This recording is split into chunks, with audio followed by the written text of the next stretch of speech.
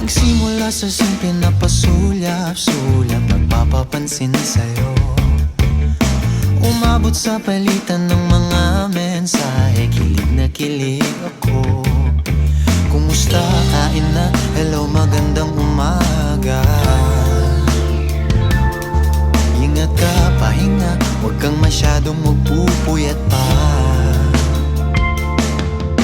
Naramdaman ng puso na dahan